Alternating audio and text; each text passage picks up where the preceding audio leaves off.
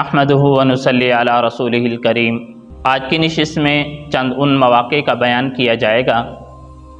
کہ جس کے اندر ایک روزہ دار کے لیے روزہ رکھنے کے بعد روزہ توڑنے کی شرعاً اجازت مل جاتی ہے، کیونکہ اللہ تبارک و تعالیٰ قرآن مجید میں ارشاد فرماتے ہیں لا یکلف اللہ نفسا الا وسعها، کہ اللہ تعالیٰ نے ہر نفس کو اس کی طاقت کے مطابق مکلف بنایا ہے۔ اور سرور دو عالم صلی اللہ علیہ وسلم فرماتے ہیں لا حرج فی الاسلام، اسلام میں تنگی نہیں۔ اور اللہ تبارک و تعالیٰ قرآن مجید میں روزے کے احکام بیان فرماتے ہوئے فرماتے ہیں یرید اللہ بکم الیسر ولا یرید بکم العسر، کہ اللہ تعالیٰ تمہارے لیے آسانی چاہتے ہیں، تنگی کا ارادہ نہیں فرماتے۔ تو اس بنا پر علماء نے لکھا ہے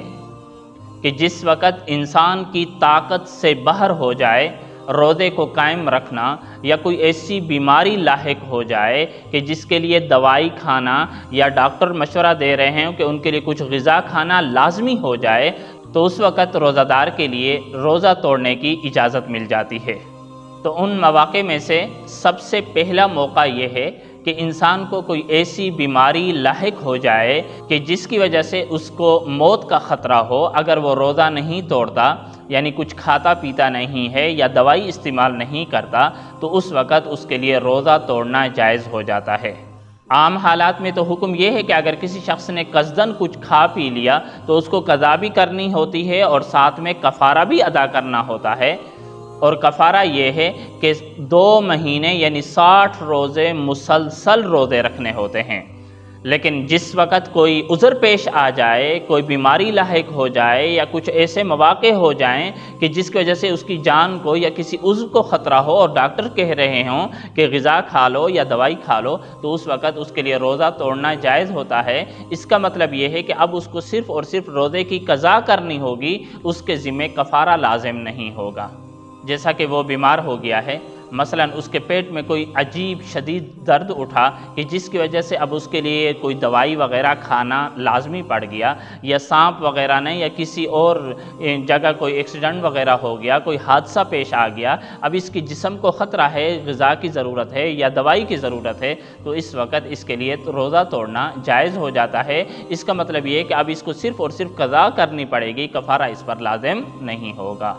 اور دوسری صورت یہ ہے کہ کوئی بندہ محنت اور مشقت کرتے ہوئے اس کو اتنی زیادہ پیاس لگ چکی ہے کہ اب اگر وہ روزہ نہیں توڑتا، پانی نہیں پیتا، تو اس کی جان کو خطرہ ہے، تو اس موقع پر بھی فقہائے کرام نے لکھا ہے کہ اس کے لیے روزہ توڑنا جائز ہو جاتا ہے۔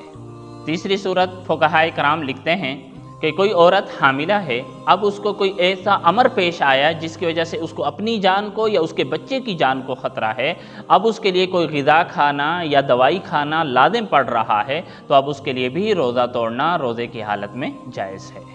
اور چوتھی صورت یہ لکھی ہے کہ کوئی بندہ محنت و مشقت کرتا ہے، مثلا کوئی بھی ڈیوٹی کر رہا ہے، کوئی محنت مشقت والا کام کر رہا ہے، عموماً حکم تو یہ ہے کہ روزے کے اندر انسان روزہ جب رکھنا فرض ہے، روزہ رکھ لیا تو اب اس کا خیال رکھنا بھی لازم ہے، یعنی کچھ کاموں میں کمی کر کے اپنے جسم کو کچھ راحت دے کر اس روزے کی حفاظت کرنا بھی لازم ہوتی ہے۔ لیکن بعض اوقات انسان غربت کی وجہ سے یا کسی مجبوری کی بنا پر وہ کام کرنا بھی لازمی ہوتا ہے، اب اس کام کے کرنے کی وجہ سے اس کو اتنی زیادہ پیاس لگ گئی اور اتنا زیادہ اس کی جسم کو پانی کی ضرورت پڑ گئی، اب اس کے جسم کو یا اس کے جان کو خطرہ ہے، تو اس وقت بھی اس کے لیے روزہ توڑنا جائز ہو جاتا ہے۔